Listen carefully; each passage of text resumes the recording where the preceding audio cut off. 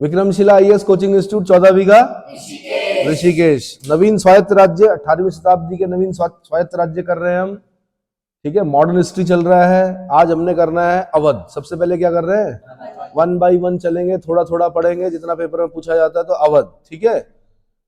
तो सबसे पहले मैंने कहा कि जितने भी आपके नवाब हैं उनका सही क्रम याद कर लीजिए, मोटे मोटे मतलब देखने में मोटे नहीं, जो इंपॉर्टेंट है। तो जैसे सादत खां बुरहानुल मुल्क, जो अवध का स्वतंत्रता का संस्थापक है वो कौन है, सादत खां बुरहानुल मुल्क। सादत खां बुरहानुल मुल्क, सादत खां बुरहानुल मुल्क के ब्रैकेट में लिख देना नादिर शाह के डर से आत्महत्या, नादिर शाह के डर से आत्महत्या। दूसरे नंबर पे सादत खां के बाद आपने पढ़ना है सफदरजंग। किसको पढ़ना है, सफदरजंग के बाद आपने पढ़ना है सुजाउदौला। सुजाउदौला में आपने बोलना है कि बक्सर का युद्ध 1764, अवध का नवाब सुजाउदौला, बंगाल का नवाब, बंगाल का अपदस्थ नवाब मीर कासिम, मुगल सम्राट शाह आलम सेकंड, है ना। और उधर से कौन, हेक्टर मुनरो अंग्रेजों की तरफ से। तो सुजाउदौला के बाद कौन बनता है, सादत खां, ठीक है। सादत खां के बाद कौन बनता है, वाजिद अली शाह अख्तर पिया भी बोलना, उत्तराखंड पीसीएस वालों ने पूछा। वाजिद अली शाह अख्तर पिया, अख्तर पिया किसकी उपाधि थी, आंसर वाजिद अली शाह। साथ में इसमें लिखना है कि डलहौजी ने कुशासन का आरोप लगाकर अवध को कैप्चर कर लिया था। क्या कर लिया था।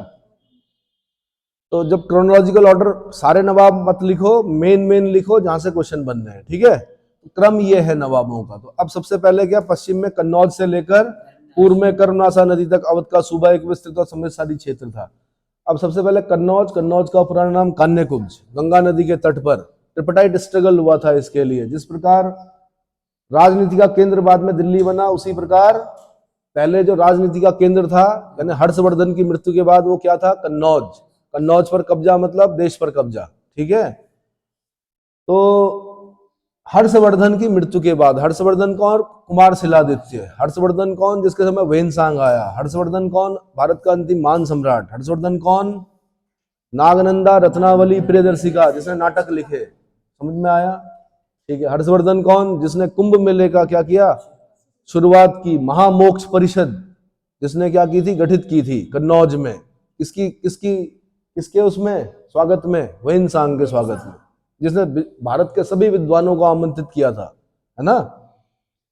तो उसकी मृत्यु के बाद कन्नौज के लिए ट्रिपटाइट स्ट्रगल हुआ। ट्रिपटाइट स्ट्रगल में 3 शक्तियां पढ़नी है, बंगाल के पाल। पहला क्या पढ़ना है, ईस्ट से बंगाल के पाल, वेस्ट से गुर्जर प्रतिहार, साउथ से राष्ट्रकूट। तीनों के बीच होती रही लड़ाइयां। उत्तराखंड पीसीएस में मेंस में 16 नंबर का एक क्वेश्चन बनाता है वो, ठीक है। और लास्ट में कौन जीते, गुर्जर प्रतिहार जीते। कौन जीते, तो कन्नौज से लेकर कर्मनासा नदी तक। कर्मनासा नदी कहां पर है, मैप में ढूंढना है आपने, ठीक है। कर्मनासा नदी तक अवध का सूबा एक विस्तृत और समृद्धशाली क्षेत्र था। स्वतंत्रता 1722, 17 भाई, जैसे हैदराबाद है ना, वो बाद में बनता 1724 में। अवध जो पहले बन जाता 1722 में। 2 साल बाद हैदराबाद, वही निजामुल मुल्क चिनकलिज खां आसफ जहां, ठीक है। तो 1722 में सादत खां बुरहानुल मुल्क, सादत खां बुरहानुल मुल्क ने की, लेकिन जो इसका गुट है वो है ईरानी। किस गुट का था सादत खां बुरहानुल मुल्क, आंसर ईरानी गुट का था। किसका, ईरानी शिया गुट। ईरान जो है सबसे बड़ा शिया देश है। क्या है, शिया सुन्नी समझते हो, ताजिए देखे हैं कभी, शिया लोग निकालते हैं, सुन्नी आकर तोड़ते हैं उनके ताजियों को। जैसे आपकी देवडोलियां निकलती है ना, वैसे ताजिया निकालते हैं कौन लोग, शिया लोग। तो क्या होता है, सुन्नी आके फिर उनको तोड़ते हैं, मतलब चमकीले से बड़े बड़े से क्या बनाए हुए रहते हैं, पता है, लाठी डंडे लेके। तो शिया सुन्नी में भी चलता है। सबसे बड़ा शिया देश कौन, ईरान। तो ईरान के शिया गुट का था ये कौन, सादत खां बुरहानुल मुल्क। मोहम्मद शाह रंगीला ने इसे अवध का सूबेदार नियुक्त किया था। क्या किया था, अवध का सूबेदार नियुक्त किया था। बाद में इसने अवध को स्वतंत्र करा दिया 1722 में, ठीक है। सादत खान ने नादिर शाह के आक्रमण के समय शाही मामलों में महत्वपूर्ण भूमिका का निर्वाह किया। अपने नाम और सम्मान की रक्षा के लिए सादत खान ने 1739 में आत्महत्या कर ली। दरअसल क्या था कि नादिर शाह को दिल्ली पर आक्रमण करने के लिए आमंत्रित करने वाला जो व्यक्ति था वो कौन था, सादत खां बुरहानुल मुल्क। इसने कहा था 20 करोड़ रुपए दूंगा, 20 करोड़ रुपए मिले नहीं। नादिर शाह ने धमकी दी, इसने क्या कर दिया, आत्महत्या कर दी, ठीक है। बाद में नादिर शाह ने कत्लेआम किया दिल्ली में। क्या किया, कत्लेआम किया, तख्ते ताउस ले गया, कोहिनूर हीरा ले गया। तख्ते ताउस मतलब इसको शाहजहां ने बनवाया था, मयूर सिंहासन। तख्ते ताउस को क्या बोलते हैं, मयूर सिंहासन, उस पर कोहिनूर लगा हुआ था, करोड़ों रुपए में बना था वो सिंहासन, ठीक है, और उसकी कीमत ही नहीं थी क्योंकि उस पर कोहिनूर था, बेशकीमती था वो, क्या था। तो मुगल जो थे वो शाहजहां के बाद के जितने भी राजा हैं वो सब इस पर बैठते थे। एक बार क्वेश्चन पूछा यूपी वालों ने कि अंतिम मुगल कौन था जो इस सिंहासन पर बैठा, आंसर मोहम्मद शाह रंगीला, क्योंकि इसके बाद नादिर शाह इसे अपने साथ ले गया, अब कोहिनूर ले गया तो फिर उसका भी क्या हो गया, अंत हो गया, इसका नादिर शाह का। नादिर शाह के बाद उसका उत्तराधिकारी होता है दुर्र दुर्रानी अहमद शाह अब्दाली, ठीक है। ठीक है जी, तो इसलिए सादत खां बुरहानुल मुल्क ने आत्महत्या कर दी नादिर शाह के डर से। या यूपी वालों ने क्वेश्चन पूछा कि नादिर शाह के डर से आत्महत्या करने वाला अवध का नवाब कौन था, आंसर सादत खां बुरहानुल मुल्क, ठीक है। फिर उसके बाद उसका भतीजा और दामाद, भतीजा और दामाद कौन, सफदरजंग, सफदरजंग यानी अबुल मंसूर खां। सफदरजंग का वास्तविक नाम क्या था, आंसर अबुल मंसूर खां था। सफदरजंग हॉस्पिटल, सफदरजंग एयरपोर्ट दिल्ली में आप नाम सुनेंगे, ठीक है। तो सफदरजंग भाई अबुल मंसूर खां अवध का नवाब बना। 1742 में सफदरजंग ने कुछ समय के लिए पटना पर अधिकार कर लिया। किस पर अधिकार कर लिया, पटना पर अधिकार कर लिया। 1744 में मोहम्मद शाह ने से अपना प्रथम वजीर नियुक्त किया। तो मोहम्मद शाह रंगीला का प्रथम वजीर कौन था, आंसर सफदरजंग था। कौन था, सफदरजंग था, ठीक है जी। 1748 में अहमद शाह अब्दाली और मुगलों के बीच लड़े गए मणिपुर के युद्ध में, मच्छीवाड़ा के पास पड़ता है एक जगह, मणिपुर लिखा हुआ, मणिपुर लिखा होता है, मणिपुर नहीं मणिपुर, मणिपुर के युद्ध में मुगलों का साथ दिया और सम्राट अहमद शाह से वजीर का पद प्राप्त किया बाद में। दरअसल क्या था, जब मोहम्मद शाह रंगीला जिंदा था तो मोहम्मद शाह रंगीला के समय में अहमद शाह अब्दाली का आक्रमण हुआ, नादिर शाह का भी आक्रमण हुआ, और अहमद शाह अब्दाली का पहला आक्रमण भी किसके समय हुआ, मोहम्मद शाह रंगीला के समय हुआ। तो मोहम्मद शाह रंगीला का बेटा था कौन, अरे भाई मोहम्मद शाह रंगीला का एक बेटे का नाम भी अहमद शाह था, क्या था। और जब वो राजकुमार था ना तो उसने, मतलब राजकुमार अहमद शाह ने, मुगल राजकुमार अहमद शाह ने दुर्र दुर्रानी अहमद शाह अब्दाली को हरा दिया। किसको हरा दिया, ये बड़ी बात थी, अहमद शाह अब्दाली को हराना, क्या। लेकिन क्योंकि अहमद शाह अब्दाली की शक्ति इस समय बहुत कम थी, क्या थी, इसलिए इसने हरा दिया। किसने, बाद में राजा बना। जब रंगीला मर गया, मोहम्मद शाह रंगीला मर गया तो कौन बना, अहमद शाह बना। तो अहमद शाह ने फिर इसको अपना वजीर नियुक्त किया। उसने कहा यार तुमने साथ दिया था मेरा, किसमें, मणिपुर के युद्ध में, किसको हराने में, अहमद शाह अब्दाली को। अब सोचो ना, ये अहमद शाह अब्दाली कई आक्रमण करता है और बाद में एक दिन 1761 में ये मराठों को हराता है, यानी भारत की जो सबसे बड़ी शक्ति है उनको पानीपत के तृतीय युद्ध में क्या करता है, पराजित करता है। समझ में आया, ठीक है। भी सम्राट अहमद शाह से वजीर का पद प्राप्त किया किसने, सफदरजंग ने। सफदरजंग ने फर्रुखाबाद के बंगश नवाबों और जाटों के विरुद्ध सैन्य अभियान किए। अंततः जयप्पा सिंधिया और मल्हार राव होलकर के साथ नवाब से एक मैत्रीपूर्ण संधि की। जयप्पा सिंधिया और मल्हार राव होलकर, सिंधिया ग्वालियर के सिंधिया, कहाँ के सिंधिया, होलकर कहाँ के, इंदौर के होलकर, भोसले नागपुर के भोसले, गायकवाड़ बड़ौदा के गायकवाड़। अब तो याद हो गया होगा, वेरी गुड। 1753 में बादशाह अहमद शाह ने सफदरजंग को वजीर के पद से बर्खास्त कर दिया। भाई क्या कर दिया, है ना, सफदरजंग को वजीर के पद से बर्खास्त कर दिया। 1754 में अवध में इसकी मृत्यु हो गई। जब तक सत्ता रहती है जल्दी से मरता भी नहीं आदमी। सत्ता का सुख ऐसा होता है ना, जबकि बहुत काम होता है लेकिन क्या रहता है, आदमी जिंदा रहता है। इसका मतलब शरीर को आप जितना क्या करोगे, प्रताड़ित करोगे, वो आपका उतना साथ देगा। जितना उसको आराम करवाओगे ना, वो जल्दी क्या हो जाएगा, साथ छोड़ देगा। कौन, शरीर या आत्मा, मतलब आत्मा शरीर से साथ छोड़ देगी, क्योंकि विभिन्न प्रकार की व्याधियों से ग्रसित हो जाता है आदमी। कब, जब वो आराम की पोजीशन में होता है, जब वो कंफर्ट जोन में होता है।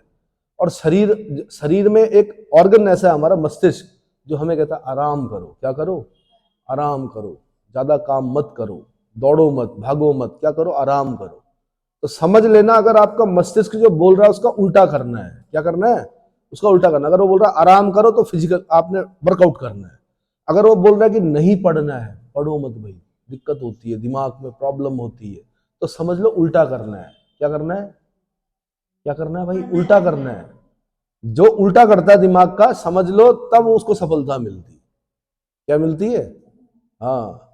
अब पढ़ते सब हैं, एक उनमें टॉपर होता है। वो टॉपर कौन होता है? जो और उल्टा करता है। दिमाग बोलता है यार हो गया यार, बहुत तो पढ़ लिया मैंने। वो कहता है नहीं भाई, 10 मिनट ज्यादा पढ़ना है, कोई और भी पढ़ रहा होगा कहीं पर, तो 10 मिनट ज्यादा पढ़ता है, तो वो टॉपर होता है। क्या होता है? चलो जी आगे, जयपाल सिंधिया, मल्हार राव, ये सब पढ़ लिया हमने। मृत्यु हो गई किसकी?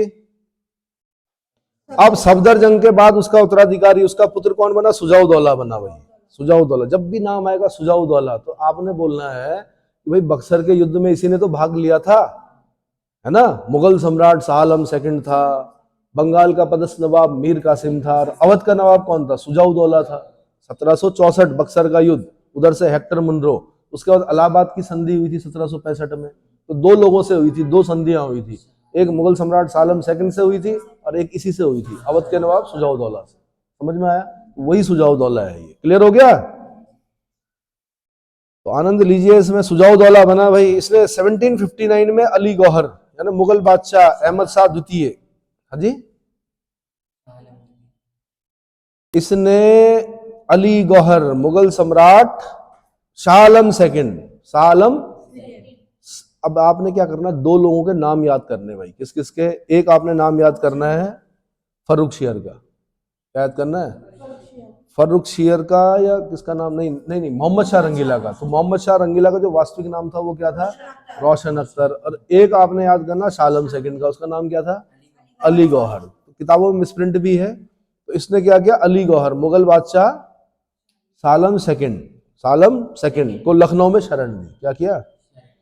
1761 में लड़े गए पानीपत के तृतीय युद्ध में इस दुष्ट ने, किसने? सुजाउदौला ने एक विदेशी अहमद शाह अब्दाली का साथ दिया। ये गड़बड़ कर दी इसने, इसलिए इसका नाम खराब हो गया। क्या कर दिया इसने?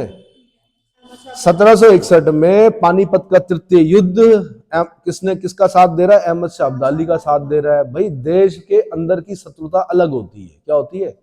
आपस में लड़ो, वैसे तो मत लड़ो, चीज बुरी होती है, लड़ाई होता है अंजाम तबाही, मत लड़ो। पर चलो अब लड़ रहे हो, तुम राजा हो, लड़ रहे हो, तो अंदर के लोगों से लड़ाई अलग चीज होती है। लेकिन जब बाहर वाला आक्रमण कर रहा है, तब उस समय कायदे से एक हो जाना चाहिए। क्या होना चाहिए? कि भैया बाहर अगर क्या किया अहमद शाह अब्दाली ने, फिर देख लो आप।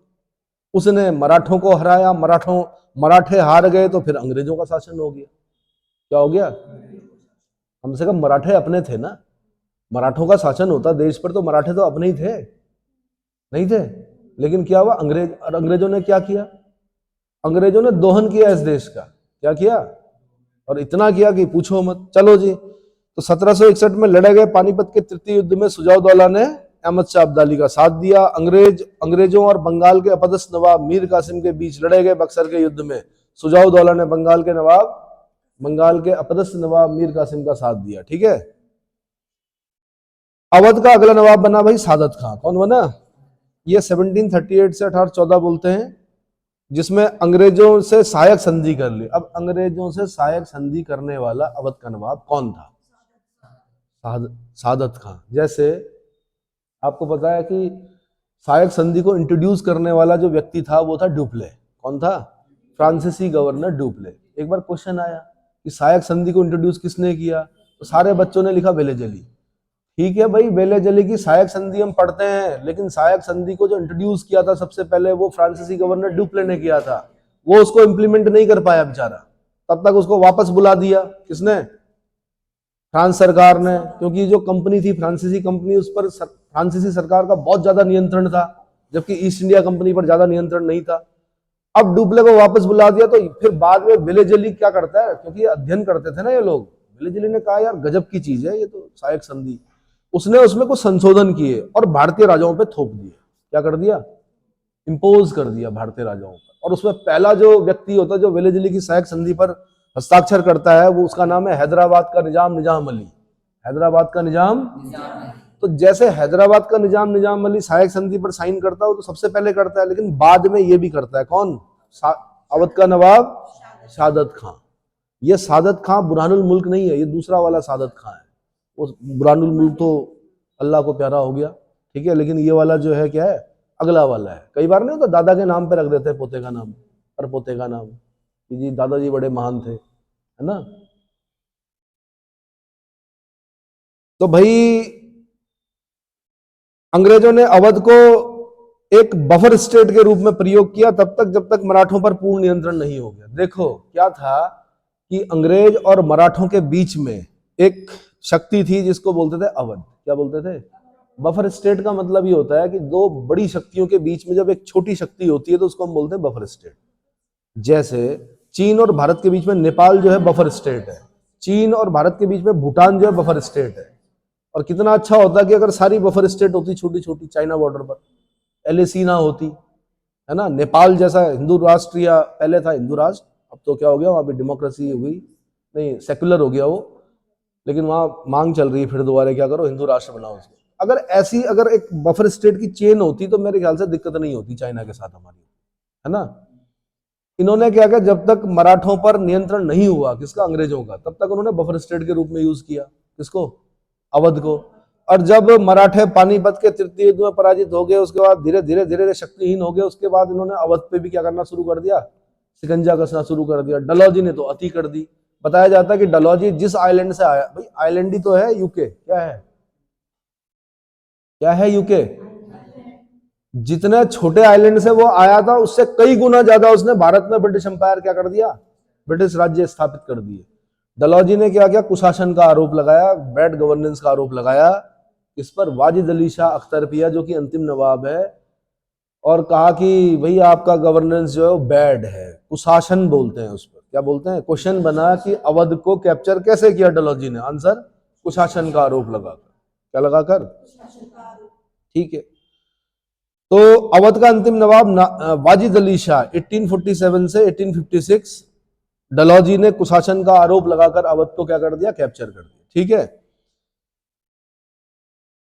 और बाद में 1856 में ब्रिटिश साम्राज्य में मिला लिया, यानी ब्रिटिश प्रांत बन गया एक तरह से। इसीलिए 1857 के रिवोल्ट में आप देखते हैं, क्योंकि अवध के बहुत सारे सैनिक होते हैं सेना में, अंग्रेजों की सेना में बहुत सारे सैनिक जो होते हैं कहाँ के होते हैं, अवध के।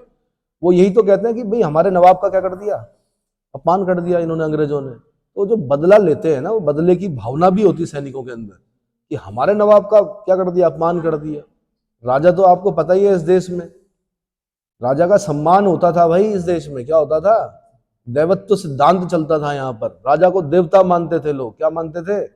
अब ये तो खैर मुस्लिम थे, लेकिन जो हिंदू राजा थे, अगर राजा की मृत्यु हो जाती थी पहले, तो संपूर्ण राज्य में जितने भी पुरुष होते थे वो क्या करते थे, क्या कराते थे, बाल कटवाते थे। राजा की मृत्यु हुई है, फिर किसी के सर पे बाल नहीं होने चाहिए। देवत्व सिद्धांत वो ये मानते थे कि राजा देवता होता है, क्या होता है। उसका एक बेस्ट एग्जांपल है आपके सामने, टिहरी के राजा को बुलांदा बदरीश बोला जाता है। बद्रीनाथ हैं कि वो कौन से बोलने वाले, बुलांदा बदरीश क्या है। तो ये भी राजा का देवत्व सिद्धांत है। और ये किनको सिखाया जाता है, राजा क्यों सिखाते हैं ऐसा, राजा अपनी अशिक्षित जनता को ऐसा करके सिखाते हैं ताकि उनके प्रति सम्मान का भाव क्या करें, लोग व्यक्त करें। और ऐसा नहीं है भाई, काम भी करते ही थे राजा, लड़ाई लड़ाई तो करते थे, रक्षा करते थे, पर शोषण भी करते थे। क्या करते थे, शोषण भी करते थे। फिर लोकतंत्र स्थापित हुआ, और वो जो सामंतशाही शासन था उसका क्या हो गया, अंत हो गया। तो शोषण का भी क्या हो गया, अंत हो गया। लेकिन किसी ना किसी रूप में शोषण क्या रहता है, कभी राजाओं के रूप में तो कभी राज्य के रूप में शोषण रहता ही रहता है। समझ में आया। इसीलिए क्या करो, शक्ति अर्जित करो, और शक्ति अर्जित करने के लिए आपके पास एक ही अस्त्र है, कौन, पुस्तकें। क्या है, पुस्तकें हैं, क्या है, उन्हें अपना मित्र बना लो, बन जाओगे। अगला राज्य भाई हैदराबाद, क्या है, हैदराबाद जब भी नाम आएगा तो लंबा नाम है थोड़ा, निजामुल मुल्क चिनकलिज खां आसफ जहां। आसफ जहां जो है उपाधि है उसकी, क्या है, आपने बोलना, पूरा नाम बोलना, निजामुल मुल्क चिनकलिज खां आसफ जहां। 1724 सुकरखेड़ा का युद्ध मुबारिज खां के साथ, मुबारिज खां को पराजित किया और क्या कर दिया, हैदराबाद के स्वतंत्र राज्य की स्थापना कर दी। क्लियर हो गया। तो हैदराबाद जो राज्य है, हैदराबाद मूसी नदी के तट पर है। मूसी कृष्णा की ट्रिब्यूटरी है, किसकी ट्रिब्यूटरी है, कृष्णा की ट्रिब्यूटरी है। हैदराबाद सिकंदराबाद को ट्विन सिटी कहते हैं। हैदराबाद सिकंदराबाद के बीच में एक रिजर्वायर है, क्या नाम है उसका, हिस्ट्री है ना, ज्योग्राफी रिवाइज नहीं करोगे तो भूल जाओगे, क्या हो जाओगे। हैदराबाद और सिकंदराबाद के बीच में रिजर्वायर जो है उसका नाम क्या है, ट्विन सिटी बोलते हैं हैदराबाद सिकंदराबाद को, बताओ। हुसैन सागर झील, कौन सी झील? हुसैन सागर झील। समझ में आया? ठीक है जी। तो दरअसल फ्लैशबैक में जाते हैं, फर्रुख शेयर के समय में जाते हैं हम। किसके समय में? फर्रुख शेयर ने सबसे पहले दक्कन के 6 सूबे दिए थे। किसको? निजामुल मुल्क चिनकलिज खां आसफ जहां को दिए थे।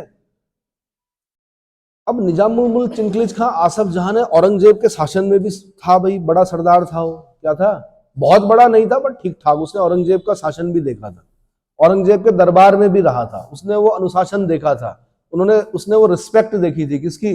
मुगल बादशाह की। अब बाद के लेटर मुगल्स आपको पता ही है, किसी को बोल रहे शाह बेखबर, किसी को बोल रहे लंपट मूर, किसी को बोल रहे घृणित कायर, धूर्त कायर, किसी को बोल रहे रंगीला। तो भाई जब ऐसा होगा तो गड़बड़ होगा ना। तो परेशान हो गया कौन? निजामुल मुल्क चिनकलिज खां आसफ जहां। उसने कहा यार वो फर्रुख शेयर ने दक्कन के 6 सूबे जो सूबेदार जिसका बनाया था, उसी को क्या करता हूँ मैं, वहां अपनी स्वतंत्रता की स्थापना करता हूँ। तो नाराज होकर चला गया है। कहाँ? दक्षिण में। लेकिन उधर से मुगल सम्राट जो था, सम्राट बोलना बेकार है, पर मुगल शासक जो था वो कौन था? मोहम्मद शाह रंगीला। उसने अपने एक सूबेदार मुबारिज खां को कहा कि इसको स्वतंत्रता घोषित करने मत देना। लेकिन क्या हुआ कि दोनों के बीच में लड़ाई हुई। किसके बीच में? मुबारिज खां और निजामुल मुल्क चिनकलिज खां आसफ जहां के बीच में। जिसमें कौन जीत गया? निजाम जीत गया। निजामुल मुल्क चिनकलिज खां आसफ जहां जीत गया। तो युद्ध का नाम है सुकरखेड़ा का युद्ध। कब लड़ा गया? 1724 में लड़ा गया। कब लड़ा गया? 1724 में लड़ा गया। तो हो गया, हैदराबाद के स्वतंत्र राज्य की स्थापना हो गई। अब इसको बोलते हैं निजाम शाही। क्या बोलते हैं? या आसफ जाही वंश। क्या बोलते हैं? आसफ जाही वंश बोलते हैं इसको। ठीक है। तो हैदराबाद में स्वतंत्र आसफ जाही वंश की स्थापना मोहम्मद शाह रंगीला के समय में दक्कन में नियुक्त सूबेदार चिनकलिज खां आसफ, निजामुल मुल्क चिनकलिज खां आसफ जहां ने 1724 में की। मुगल बादशाह जो दक्कन के 6 सूबे थे उनका जो मुख्यालय था वो कहाँ था भाई? औरंगाबाद था। क्या था? औरंगाबाद। ये मिसप्रिंट है, उसको फर्रुख शेयर ने दिए थे दक्कन के 6 सूबे। किसने दिए थे? बाद में मान्यता दी थी मोहम्मद शाह रंगीला ने कि ठीक है, दक्कन के 6 सूबे जो फर्रुख शेयर ने दिए थे उसको मैं मान्यता देता हूँ। क्या करता हूँ? तो उसी उन 6 सूबों पर इसने क्या किया? हैदराबाद के स्वतंत्र राज्य की स्थापना की। आसफ जाही वंश। ठीक है। उसके बाद क्या होता है भाई? 1748 में मरता है भाई कौन? चिनकलिज खां। 1748 में मृत्यु होती है। उसके बाद हैदराबाद में कोई ऐसा योग्य निजाम नहीं था जो अंग्रेजों से टक्कर ले सकता। ठीक है। निजामुल मुल्क चिनकलिज खां आसफ जहां। ठीक है। हैदराबाद भारतीय राज्यों में ऐसा प्रथम राज्य था जिसने विलेज लीग की सहायक संधि पर हस्ताक्षर किए थे, एक आश्रित सेना रखना स्वीकार किया था। तो बीच के नवाब पढ़ने मुझे नहीं लगता कि पढ़ने चाहिए, सीधे लास्ट में आ जाओ कि विलेज अली की सहायक संधि पर हस्ताक्षर करने वाला पहला राज्य कौन था? हैदराबाद का निजाम, निजाम अली। हैदराबाद का निजाम। उसके बाद आते हैं हम कर्नाटक में। किसमें आते हैं? कर्नाटक राज्य का संस्थापक जो था वो सादतुल्ला खां था। कौन था? सादतुल्ला खां था। और अर्काट जो थी राजधानी थी। कर्नाटक की राजधानी कहाँ थी? अर्काट। आरकाट भी लिखा होता है, अर्काट भी लिखा होता है, लेकिन जो आप आरकाट भी लिख सकते हो, अरकाट भी लिख सकते हो। ठीक है। तो आपने याद रखना सादतुल्ला खां। कर्नाटक के राज्य का जो संस्थापक है वो कौन है? सादतुल्ला खां। इसमें भी ज्यादा नहीं पढ़ना। इसमें भी आपने बोलना कर्नाटक का प्रयोग अंग्रेज और फ्रांसीसियों ने भारतीय युद्धों के मैदान के रूप में किया। क्या किया? यहां पे पढ़ेंगे आप भाई। First Carnatic war, second Carnatic war, third Carnatic war, ये आगे चल के पढ़ना, हमने डिटेल आगे चल के पढ़ेंगे। किस युद्ध को पोर्टो नोवा के युद्ध के नाम से जाना जाता है? मतलब अंग्रेज और फ्रांसीसी ये दोनों लड़ रहे हैं। कहां पर? कर्नाटक में। क्यों लड़ रहे हैं? कहीं पर जैसे उत्तराधिकार का युद्ध चल रहा है, अंग्रेज किसी का साथ दे रहे, फ्रांसीसी किसी का साथ दे रहे, लड़ रहे हैं आपस में। अच्छा, ये फ्रांसीसी और जो अंग्रेज हैं ये वहां भी लड़ रहे हैं यूरोप में। ये दोनों दुश्मन हैं। कहाँ? यूरोप में। वहां पर भी क्या हो रही? लड़ाइयां हो रही हैं। जब वहां लड़ाई शुरू हो रही तो यहाँ कर्नाटक में भी लड़ाई शुरू हो जा रही। जब वहां संधि हो रही एक्स्ट्रा चापेल की तो यहाँ पर भी संधि हो जा रही। तो उन सब के बारे में डिटेल में बाद में पढ़ेंगे। फिलहाल मैं बता रहा हूँ कि कर्नाटक का प्रयोग अंग्रेज और फ्रांसीसी ने भारतीय युद्धों को मैदान के रूप में किया। British governor general Lord Wellesley ने मैसूर के शासक टीपू सुल्तान के साथ गुप्त और षड्यंत्रात्मक पत्राचार करने का आरोप लगाकर कर्नाटक के नवाब मोहम्मद अली और उसके उत्तराधिकारी ओमदुत उल उमेर को राजगद्दी का अधिकार छीन लिया। विलेज अली ने आरोप लगाया मोहम्मद अली पर। अब लास्ट में जो है वो कौन है? मोहम्मद अली। एक तो बॉक्सर थे मोहम्मद अली, है ना? कौन? मोहम्मद अली, जिनकी बेटी का नाम लैला अली है, वो भी बॉक्सर है। मोहम्मद अली वो जिन्होंने वाइट को हराया था उस जमाने में, और उसके ऊपर हराने के बाद कहा था if you are greatest I am latest. क्या बोला था? If you are greatest I am latest. तो लेटेस्ट हमेशा अच्छा होता है, ग्रेटेस्ट होता है, इसमें कोई दो राय नहीं, बट लेटेस्ट जो होता है वो अच्छा होता है। आप लोगों लेटेस्ट, आपने डरना नहीं है उन पुराने लोगों से जो बहुत लंबे समय से तैयारी कर रहे हैं। They are greatest but you are latest. तो मोहम्मद अली ने सिद्ध किया था if you are greatest I am latest. मतलब जो पुराना तैयारी करने उसके बाद अनुभव होता है, इसमें कोई दो राय नहीं कि अनुभव होता है, उसके पास पेपर का अनुभव होता है। आप लोगों के पास नहीं है अभी, आप अभी छोटे हो, और अब आप जब पेपर देने जाओगे तो ये मान के चलना कि उनसे नहीं डरना जो पहले से तैयारी कर रहे हैं, ठीक है? आप अच्छा प्रदर्शन करोगे। चलो, तो अब यहां से याद रखना मोहम्मद अली, क्या विलेज अली ने मोहम्मद अली पर आरोप लगाया कि तुम टीपू सुल्तान के साथ पत्राचार करते हो, मेरे विरुद्ध क्या करते हो? षड्यंत्र करते हो, अंग्रेजों के विरुद्ध षड्यंत्र करते हो। इसलिए क्या कर दिया? मोहम्मद अली और उसके उत्तराधिकारी ओमदुत उल उमेर को राजगद्दी से हटा दिया, अधिकार छीन लिया। क्लियर हो गया? अब अगला पढ़ते हैं भाई हम राजपूत। क्या पढ़ते हैं? राजपूत। 18वीं शताब्दी के राजपूत शासकों में राजा मिर्जा जयसिंह, मिर्जा राजा जयसिंह, संवई मिर्जा राजा संवई, किसने दी थी उपाधि? जहांदार शाह ने दी थी इसको उपाधि। किसने दी थी? जहांदार शाह, ठीक है। विज्ञान और कला के महान केंद्र के रूप में जयपुर की स्थापना की। पिंक सिटी बोलते हैं भाई जयपुर को, क्या बोलते हैं? Pink city. तो जो राजा थे ना, जब राजा क्या होता है, राजा के अंदर गुण होते हैं, तो उसका राज्य भी वैसा ही होता है। तो संवई राजा जयसिंह जो थे कुशल शासक होने के साथ साथ महान विधिवेता, क्या थे? खगोल शास्त्री, क्या थे? नगर नियोजक, नगर संस्थापक और वैज्ञानिक। अब देखो, खगोल शास्त्री ऐसे, दिल्ली का जंतर मंतर किसने बनाया? इन्होंने बनाया, है ना? मथुरा का किसने बनाया? इन्होंने बनाया। उज्जैन का किसने बनाया? इन्होंने बनाया। दिल्ली और बनारस का किसने बनाया? तो मथुरा, उज्जैन, जयपुर, दिल्ली, वाराणसी। मथुरा, पहले दिल्ली बोल दो, दिल्ली का जंतर मंतर, सूर्य घड़ी है वहां पर, गए हो? कभी भी जाओगे हर समय धरना चलता रहता है। क्या चलता है? कोई ना कोई धरना दे रहा होता है। दिल्ली पुलिस हर समय वहां पर क्या होती है? मुस्तैद होती है। जिसको भी विरोध करना है, अगर आप बोलोगे मैं संसद के आगे जाके विरोध करूंगी, तो आपको पहले पकड़ लिया है। आप बोलोगे मुझे जंतर मंतर में क्या करना, विरोध करना है, वहां पे कर सकते हो। नुक्कड़ चल रहे होते हैं, कुछ ना कुछ चल रहा होता है ना? तो भाई दिल्ली का जंतर मंतर, फिर जयपुर शहर बसाया, तो जयपुर में तो हो गई ऑब्जर्वेटरी, है ना? फिर भाई उज्जैन महाकालेश्वर टेम्पल, कौन सा? उज्जैन महाकालेश्वर टेम्पल, शमशान की राख से अभिषेक होता है भगवान शिव का। मथुरा, किसकी मथुरा? भगवान कृष्ण की मथुरा। बनारस, वाराणसी, वाराणसी के बीच में। इन 5 जगहों पर उन्होंने क्या किया? आधुनिक उपकरणों से युक्त वेदशालाओं, वेदशाला बोलते हैं ऑब्जर्वेटरीज, क्या बोलते हैं? ऑब्जर्वेटरीज का निर्माण कराया उन्होंने। क्या कराया? दूसरे नंबर पे बोला गया कि नगर नियोजक थे। यार पिंक सिटी बसाया जयपुर, आज भी चले जाओ, जो उन्होंने बसाया था आज भी क्या है? आज भी इतनी जनसंख्या होगी, आज भी बढ़िया है वहां, कोई दिक्कत नहीं होती है। हमारे राजा गए नरेंद्र शाह, कहाँ? जयपुर। उन्होंने देखा यार, उन्होंने कहा गजब है, मतलब बाजार है, बाजार के बाहर बरामदा है, बरामदा बरामदा समझते हो मतलब? और छत है, ऊपर कर्मचारियों के निवास हैं। उन्होंने कहा मैं भी बसाऊंगा, क्या करूंगा? तब उन्होंने नरेंद्र नगर बसाया। तो जब मैं पहली बार जयपुर गया तो मैंने कहा यार देखा देखा सा लग रहा। बाद में पता चला यार नरेंद्र नगर जैसा लग रहा, लेकिन नरेंद्र नगर के राजा के पास कम पैसे थे तो उस हिसाब से नहीं बना पाए हो। लेकिन एक लाइन में आपने देखा होगा, तो उसमें फायदा ये होता है कि जो ग्राहक होता है ना, वो बरामदे में चलता है, तो जैसे बारिश आ रही तो भीगता नहीं है। ऊपर से कर्मचारी कहाँ रहते हैं? ऊपर रहते हैं। इतनी बड़ी सोच रही होगी, है ना? संजय गांधी ने कहा था, राजीव गांधी के भाई और इंदिरा गांधी के पुत्र ने, बाजार जो होने चाहिए वो अंडरग्राउंड होने चाहिए। क्या होने चाहिए? जमीन के नीचे होने चाहिए। कभी दिल्ली में जाना, पालिका मार्केट सुना है?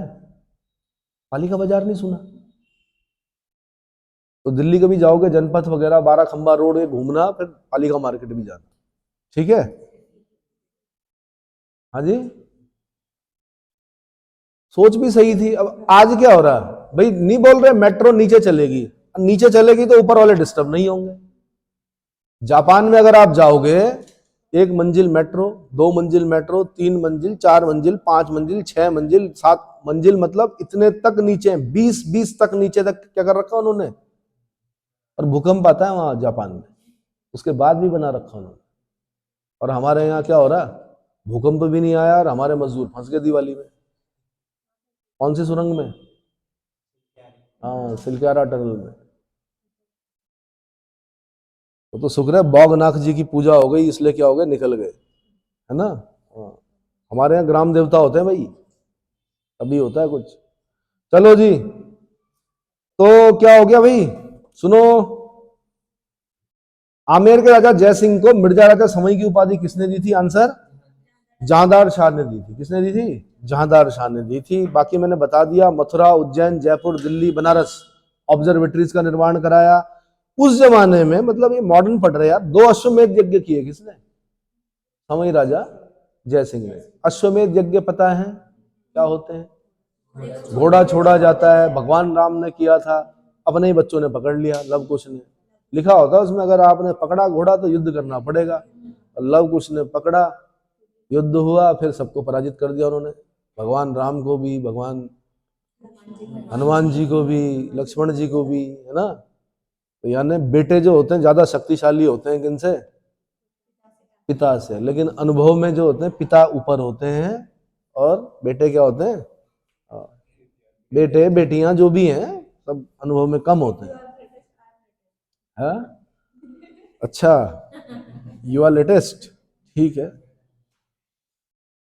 तो 2 अश्वमेध यज्ञ करवाने का भी श्रेय दिया जाता है भाई। सर्वाधिक अश्वमेध यज्ञ किसने किए थे? आंसर मयूर शर्मन ने किए थे। पूरे इतिहास में 18 अश्वमेध यज्ञ किए उसने, ठीक है। कदम्ब वंश का शासक था कौन? मयूर शर्मन। उसकी राजधानी बनवासी थी। क्या थी? यूपीएससी के क्वेश्चन है, कहाँ के हैं? सर्वाधिक अश्वमेध यज्ञ करने वाला। और ये ध्यान रखना, आज बता रहा हूं मैं आपको, यूपीएससी ने एंशियंट मिडिएवल में, आज वो जो ट्रेंड चल रहा है वो सिर्फ आर्ट एंड कल्चर, ये सब चीजें चल रही हैं। लेकिन एक दिन आएगा यूपीएससी पलटी मारेगी, आपको इतिहास के प्रश्नों की संख्या क्या मिलेगी? ज्यादा मिलेगी। और जो पॉलिटी वाला जिसके दम पर निकाले जा रहे हैं ना प्री, वो अचानक से आपको कम दिखेंगे। क्या दिखेंगे? पता चला कि पॉलिटी से 5, 7, 8 ही क्वेश्चन आए और बाकी इतिहास के भर दिए कितने? 15, 16, 17, 18 क्वेश्चन भर दिए। तो ये यूपीएससी करती है बीच बीच में ऐसा, तो ध्यान रखना भैया, इतिहास को हल्के में मत लेना, ना भूगोल को हल्के में लेना। अच्छा, एक बार क्वेश्चन आया, जिज मोहम्मद शाही किसने लिखा? आंसर ये इन्होंने ही लिखा। किन्होंने? जय सिंह, समई राजा जय सिंह। जिज मोहम्मद शाही क्या था? ये सारणियों का एक ऐसा सेट तैयार किया जिसमें खगोल शास्त्र संबंधी पर्यवेक्षण में मदद मिलती थी। इसमें खगोल शास्त्र से संबंधित था। जिज मोहम्मद शाही, नाम मुसलमानी लग रहा है, लेकिन जो इसकी रचना की थी या इन सारणियों की जो सेट तैयार करवाया था वो समई राजा जय सिंह ने किया था, ठीक है। अब उसके बाद भाई भरतपुर, भरतपुर का जाट राज्य, गए हो भरतपुर? बर्ड सेंचुरी है यार, राजस्थान कभी जाना। जाट राज्य बोलते हैं भरतपुर को, ठीक है। औरंगजेब मंदिर तोड़ रहा था, जाटों का नेता गोकुल था, गोकुल ने विद्रोह कर दिया, है ना। No if no but only Jat, सुना होगा आपने। तो गोकुल जी ने कर दिया, बाद में फिर पकड़े गए गोकुल जी। गोकुल जी के बाद फिर राजा राम रामचेरा, राजा राम रामचेरा, राजा राम को परेशान किया, तो राजा राम ने भी क्या कर दिया कि सिकंदरा, कहां पर? आगरा से थोड़ी दूर जहां अकबर की कब्र थी, उसको उखाड़ कर क्या कर दिया? हड्डियों को जला दिया। किसने? राजा राम रामचेरा ने। फिर उसके बाद क्या हुआ? कौन बने? चूड़ामन। फिर कौन बने? बदन सिंह। फिर कौन बने? सूरजमल जाट। तो सूरजमल जाट को प्लेटो बोला जाता है। क्या बोला जाता है? जाटों का प्लेटो, जाटों का अफलातून। कौन? सूरजमल जाट। तो पानीपत का वाले पिक्चर देख ली होगी आपने, शायद उसमें दिखा रखा सूरजमल जाट को, है ना, जाट नेता सूरजमल। तो बड़े वो थे भाई। जाट रेजिमेंट जब आती है तो शत्रु के पैर अपने आप ही उखड़ जाते हैं। क्या हो जाते हैं? जाट रेजिमेंट। ये सब वॉरियर्स हैं दरअसल, क्या है? योद्धा। क्या है? तो भरतपुर के स्वतंत्र जाट राज्य की स्थापना चूड़ामन और बदन सिंह ने की थी भाई। जाट नेता सूरजमल को जाट जाति का प्लेटो बोला जाता है। क्या बोला जाता है? प्लेटो बोला जाता है। उसके बाद भाई रोहेलखंड। रोहेलखंड मतलब बरेली, बरेली मतलब बरेली, खाली बरेली नहीं, बरेली का अगल बगल वाला बहुत बड़ा एरिया, ठीक है। स्वतंत्र रोहेलखंड की स्थापना वीर दाऊद और अली मोहम्मद खां बंगश पठान ने की थी। किसने की थी? अली मोहम्मद खां बंगश पठान ने की थी। बरेली का पुराना नाम अही क्षेत्र, है ना। किस महाजनपद की राजधानी थी? पांचाल महाजनपद की राजधानी थी। किस महाजनपद की? पांचाल महाजनपद की। पांचाली, पांचाल नरेश द्रुपद की पुत्री, याद आ रहा है? हाँ बस। तो भैया रोहेला सरदार नजीबुद्दौला, नजीबाबाद जाना कभी? नजीबुद्दौला का क्या मिलेगा? मकबरा मिलेगा वहां पर आपको। किसका? हाँ। और एक बार नवाजत खान ने आक्रमण किया, चट्टी करके कहीं युद्ध हुआ था, रानी कर्णावती ने नाक कान काट दिए थे उनके। कर्णावती को बोला जाता नाककटी रानी। क्या बोला जाता है? नाककटी रानी। शाहजहां के समय की बात है। शाहजहां के समय में नवाजत खान ने, रोहेलों ने आक्रमण किया उत्तराखंड पर, कर्णावती ने उनके नाक कान काट दी। नाककटी रानी के नाम से कौन विख्यात है? कर्णावती। रोहेला सरदार नजीबुद्दौला अहमद शाह अब्दाली का विश्वास पात्र था। अहमद शाह अब्दाली का, तो अहमद शाह अब्दाली के विश्वास पात्र नजीबुद्दौला का मकबरा कहाँ मिलेगा आपको? नजीबाबाद में मिलेगा। कहाँ मिलेगा? ज्यादा दूर नहीं है, जाना देखना। उत्तर प्रदेश में फर्रुखाबाद के आसपास बंगश पठानों ने 1714 में एक स्वतंत्र राज्य की स्थापना की, जिसे मोहम्मद खां बंगश ने अपना नेतृत्व प्रदान किया। ठीक है, 2-3 पॉइंट काफी हैं। उसके बाद आते हैं भैया मैसूर में। किसमें? मैसूर। ये थोड़ा इसको डिटेल पढ़ना पड़ेगा। तो सबसे पहले भाई 1565 में एक तालीकोटा का युद्ध होता है। फ्लैशबैक में जा रहा हूं मैं। 2 साम्राज्य पढ़े थे हमने। बहमनी, जिसकी राजधानी गुलबर्गा थी, जिसकी स्थापना किसने की थी? बहमनी साम्राज्य की स्थापना हसन गंगू, कौन? अलाउद्दीन हसन बहमन शाह हसन गंगू ने की थी। उसके बाद बहमनी साम्राज्य 5 भागों में टूट गया था।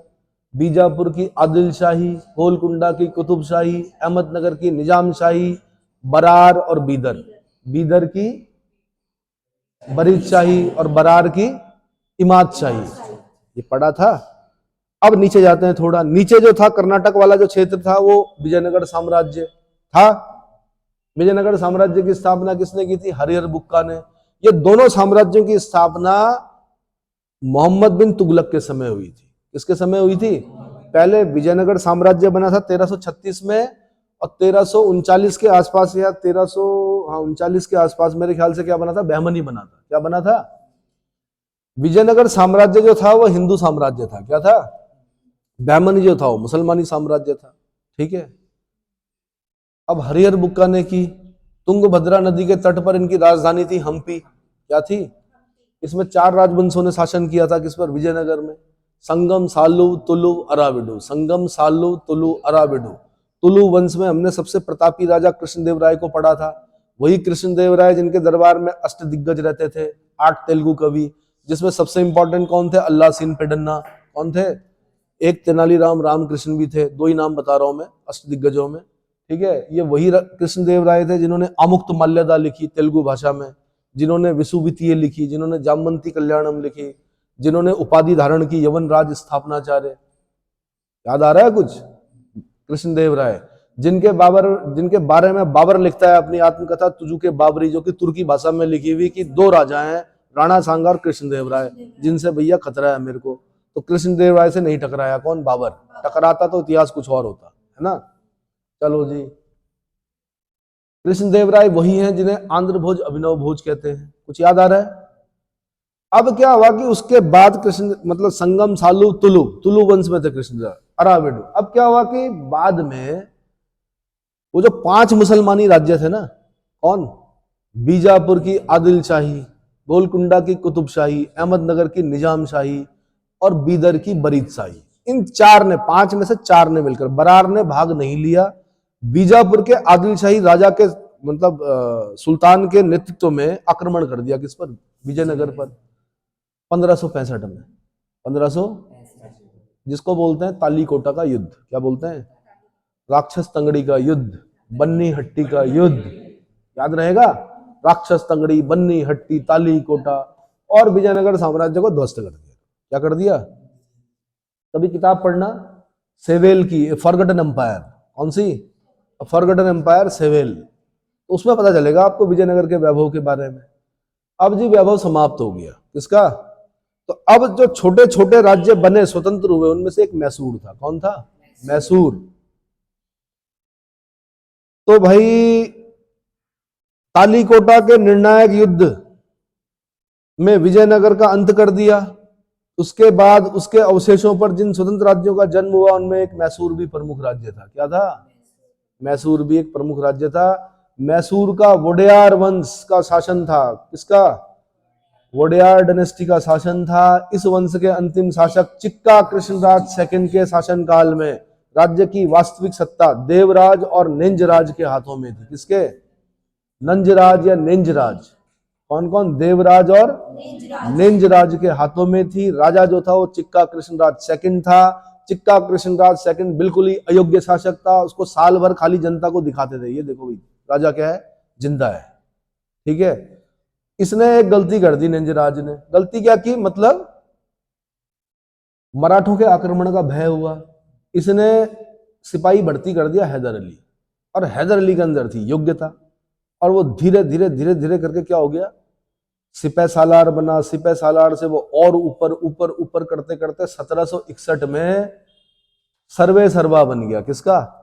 मैसूर राज्य का। यानी निंजराज और देवराज इन दोनों को कर दिया उसने रिटायर, और खुद सर्वे सर्वा बन गया। राजा को नहीं छेड़ा उसने। उसको पता था कि यहाँ की जनता क्या है, बिना राजा के तो आदत थी ना हमें राजा देखना है साल भर में एक बार। तो चिक्का कृष्णराज सेकंड को एक बार दिखा देते थे, साल भर में एक फंक्शन होता था, उसमें आते थे वो मोटे से। ठीक है। और जनता महाराज की जय हो, महाराज की जय हो, खुश होके। और फिर बाकी सारे काम कौन करता था? अरे ये करता था भाई हैदर अली। आगे चलकर तो फिर आप आगे चल के पढ़ोगे 4 युद्ध होते हैं अंग्रेजों के साथ। किसके? किसके?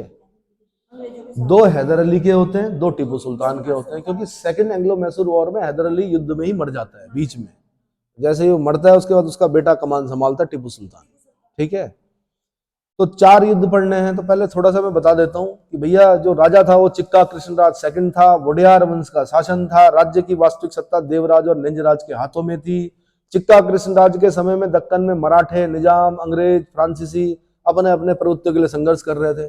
मराठे भी कम ताकतवर नहीं थे, अंग्रेज भी कम ताकतवर नहीं थे, फ्रांसीसी भी ठीक ठाक थे भाई।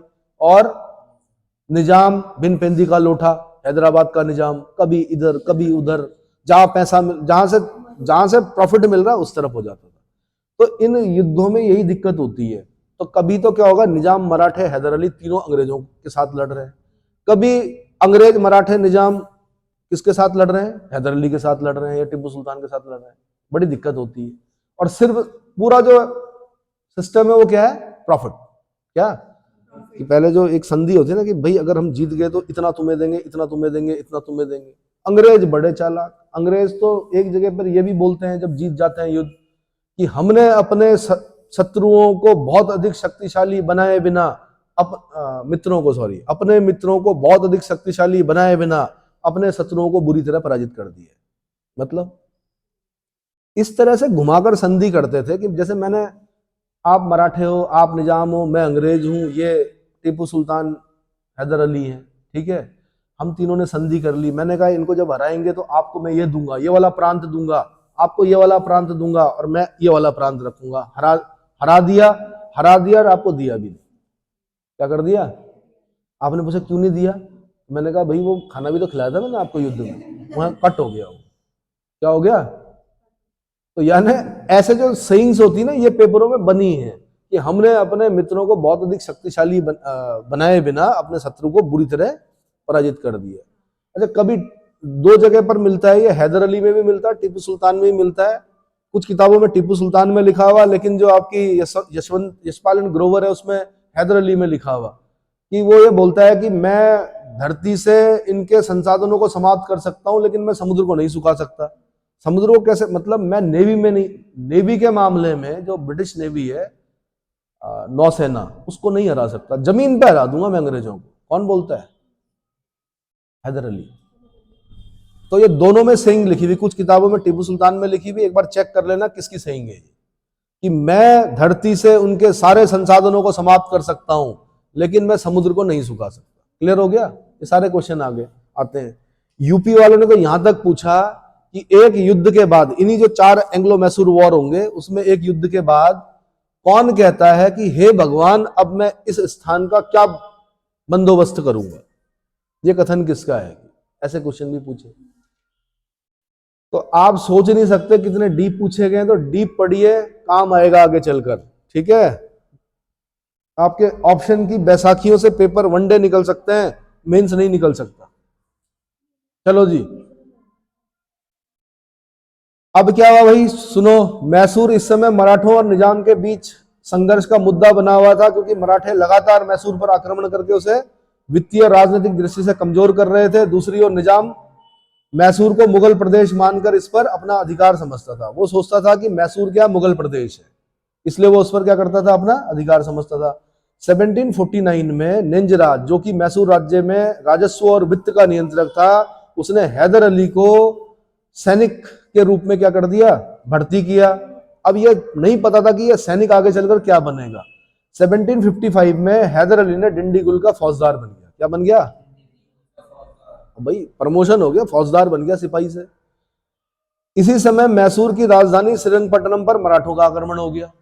श्रीरंगपट्टनम पर मराठों का आक्रमण हो गया। इस भय से क्या हुआ, हैदर अली ने फायदा उठाया। हैदर अली को राजधानी की राजनीति में हस्तक्षेप करने का मौका मिला। उसने निंजराज और देवराज को रिटायर कर दिया। क्या कर दिया? कहा भैया आप जाओ, अब हो गया बहुत, आपने मुझे नियुक्त किया था ना सैनिक, अब आपका टाइम खत्म, काम खत्म, आदमी खत्म। ठीक है, अब क्या हुआ, मैसूर राज्य के हैदर विरोधी गुट ने मराठों को मैसूर पर आक्रमण के लिए आमंत्रित किया। 1760 में मैसूर मराठों द्वारा पराजित हुआ, लेकिन शीघ्र ही पानीपत के तृतीय युद्ध में मराठों की पराजय हो गई। हैदर अली ने अपनी स्थिति मजबूत की।